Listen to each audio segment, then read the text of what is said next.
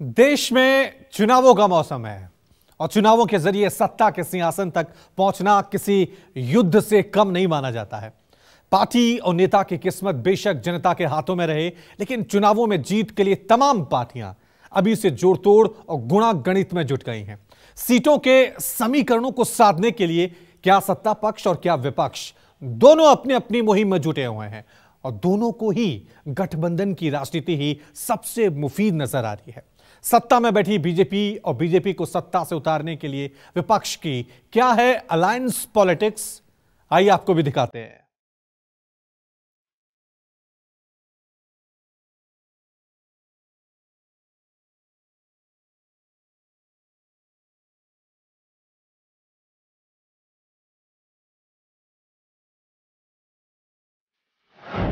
चुनाव से पहले शुरू हुई यारी, गठबंधन रणनीति किस पर भारी?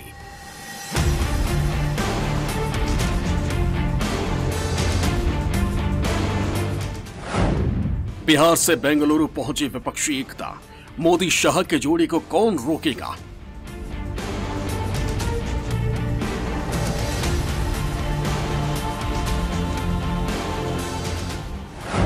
बीजेपी को भी याद आए पुराने साथी, 2024 के लिए फिर जुटेंगे महारथी।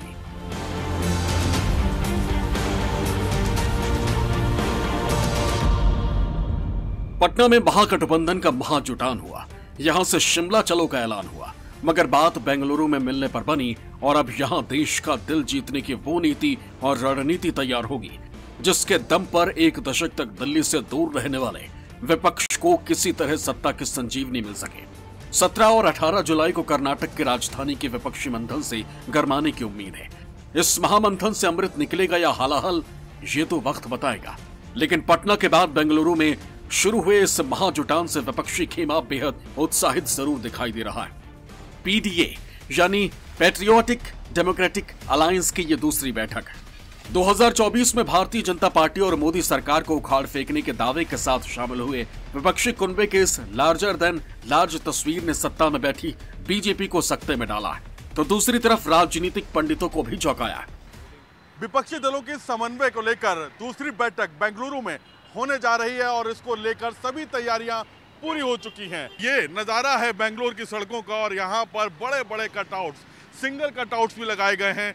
इसके अलावा सभी दलों के जो नेता शिरकत करेंगे इस बैठक में, उन सब के पोस्टर्स भी लगाए गए हैं। ये देखिए, ये वो पोस्टर्स हैं जो पूरी बेंगलुरु में जगह जगह पर लगे हुए हैं और यहीं इसकी शुरुआत की जा रही है। माना जा रहा है कि इस 2 दिवसीय बैठक में एक नई तरीके की रणनीति का खुलासा होगा। आने वाले समय में ये सभी दल किस तरह से जुड़ेंगे, क्या इस कुनबे में और भी नए राजनीतिक दल जुड़ेंगे, इन सब पर लेकर सबकी निगाहें टिकी होंगी। साल 2024 के आम चुनावों से पहले एक होने के लिए हाथ पांव मार रहे विपक्ष के लिए 17 और 18 जुलाई की तारीखें बेहद अहम है। बेंगलुरु में इस बैठक के लिए एजेंडा और मिनट टू मिनट कार्यक्रम भी तय किया गया है ताकि इस बार विपक्षी एकता की दिशा में कोई ठोस फैसला लिया जा सके। जून में पटना में नीतीश कुमार की अध्यक्षता में हुई बैठक नीति तैयार होने के हिसाब से तो बेनतीजा रही थी और इस दौरान बैठक में शामिल हुए दलों के बीच किसी भी तरह की आम सहमति नहीं बन पाई थी। लेकिन इस बार की बैठक में विपक्षी एकता और मजबूत होने के साथ साथ सत्ता के खिलाफ पीडीए के एक कदम और बढ़ने की पूरी उम्मीद है।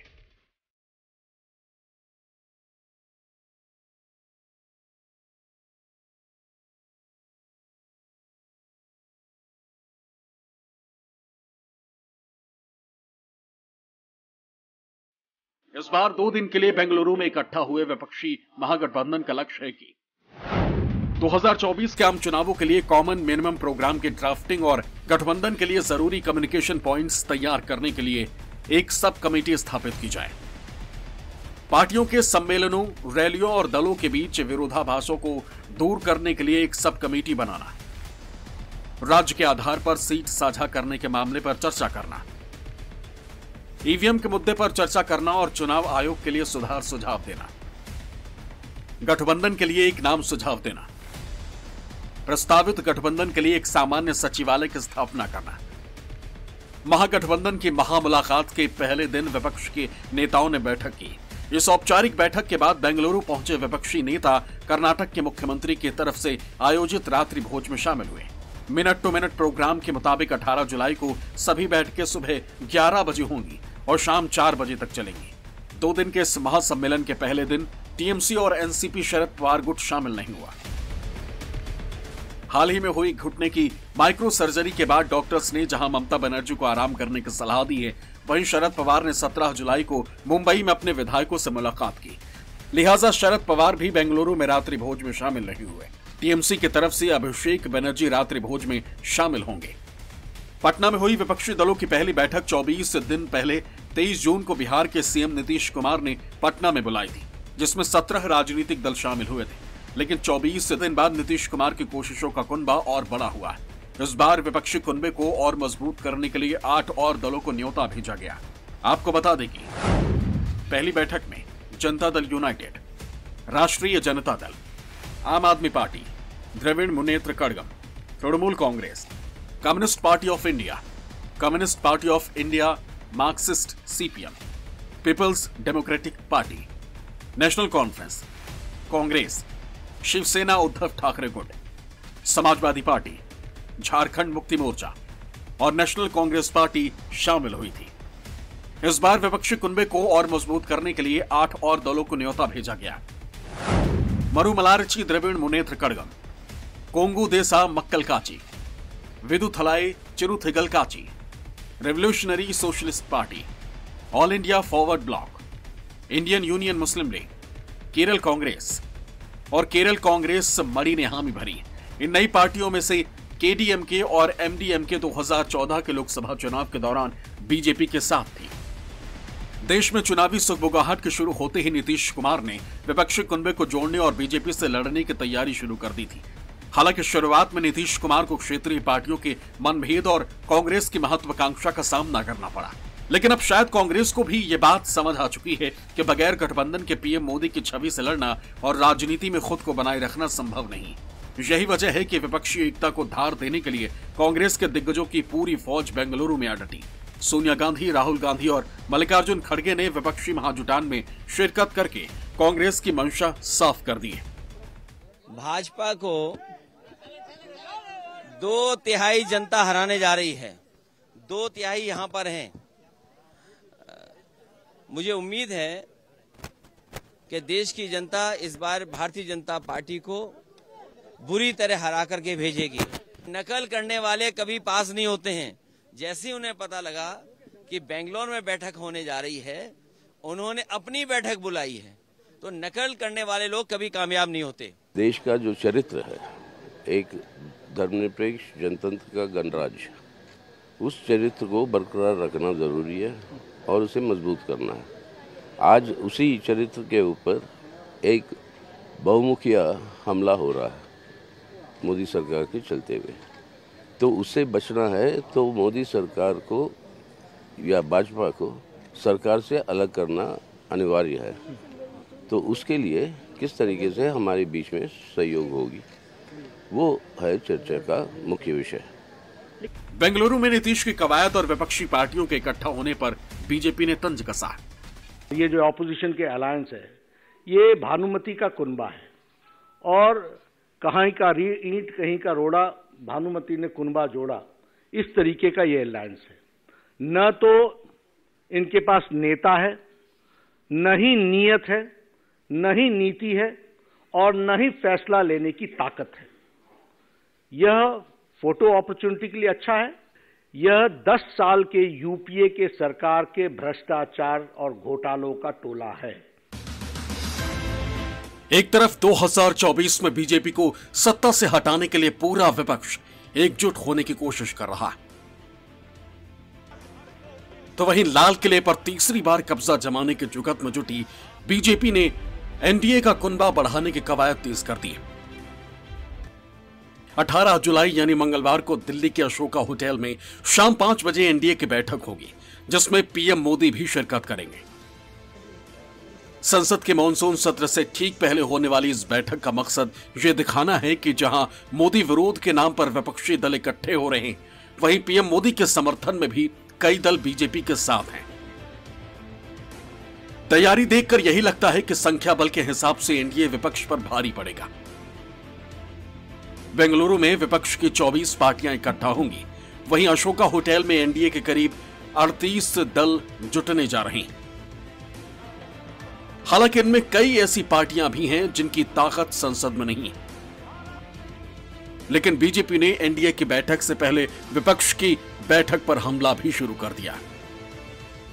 24 के चुनावी चूल्हे पे जो ख्याली खिचड़ी है वो खानदानी खुरचन साबित होगी। ख्वाहिशें एक हैं और खानदान अनेक हैं, तो इसलिए जो है वो सपने एक हैं, मुंगेरी अनेक हैं। चारों तरफ कन्फ्यूज़न और कंट्राडिक्शन है। उससे भी एक इम्पॉर्टेंट है कि आप अगर देखें तो एक शेर कहता हूँ ना कि हज़ारों ख्वाहिशें ऐसी कि हर ख्वाहिश पे दम निकले, बहुत निकले मेरे अरमान लेकिन फिर भी कम निकले। तो ख्वाहिश जो है जब जिसकी एक हो और ख़ानदान अनेक हो उस ख्वाहिश को हासिल करने वाला, तो उनका हश्र यही होगा। आंकड़ों के हिसाब से देखा जाए तो एनडीए के बैठक में बीजेपी के अलावा एआईएडीएमके, शिवसेना, एकनाथ शिंदे गुट, NPP, NDPP, SKM, JJP, IMKMK, AJSU, RPI, MNF, TMC, IPFT, BPP, PMK, MGP, Apna Dal, AGP, Rashtriya Lok Janshakti party, Nishad party, UPPL, AIRNC, Shiromani Akali Dal Sanyukt, Jana Sena शामिल हैं। महाराष्ट्र में एनसीपी में उठे तूफान और बिहार में महागठबंधन से जीतन राम मांझी के निकलने के बाद एनडीए का कुनबा और बड़ा हो गया है। कई पार्टियों ने एनडीए का हिस्सा होने का ऐलान कर दिया है, तो कुछ की औपचारिकता बाकी है। NCP, Lok Janshakti party, HAM, RLSP, VIP, SBSP सत्तारूढ़ गठबंधन में नए सदस्य होंगे। ओम प्रकाश राजभर एनडीए में शामिल होने की घोषणा कर चुके हैं, तो चिराग पासवान भी जल्द ही इसके औपचारिक ऐलान भी कर सकते हैं। हालांकि इस गठबंधन में कुछ पार्टियां आपस में भी लड़ रही हैं। चिराग पासवान और उनके चाचा पशुपति कुमार पारस लोकसभा सीट को लेकर अलग अलग बयानबाजी भी कर रहे हैं। ऐसे में सवाल उठ रहे हैं कि 2019 के लोकसभा चुनाव में अपने दम पर बहुमत हासिल कर चुकी बीजेपी को छोटे छोटे दलों की दरकार क्यों है? क्या विपक्षी दलों की एकता बीजेपी को परेशान कर रही? बीजेपी के लिए 2024 की लड़ाई में सरकार के 9 साल के काम के साथ साथ चुनाव के जातीय अंकगणित और क्षेत्रीय दलों की भूमिका भी समझ में आने लगी है। बीजेपी को ये लगने लगा है कि बिना इसके काम चलने वाला नहीं है। यही वजह है कि तमाम छोटे दलों, क्षेत्रीय दलों को एनडीए में शामिल करके अपनी ताकत बीजेपी लगातार बढ़ा रही है। कल बैठक भी होनी है, क्योंकि ये सबको पता है कि चुनाव का अपना एक जातीय अंकगणित है जिसके बिना किसी का भी काम नहीं चलता। हालांकि बीजेपी को यकीन है कि सिर्फ पीएम मोदी के चेहरे पर ही 2024 की चुनावी नैया पार हो जाएगी। लिहाजा नए साथियों को जोड़ने का मतलब ये कतई नहीं निकाला जाना चाहिए कि मोदी मैजिक कमजोर पड़ गया।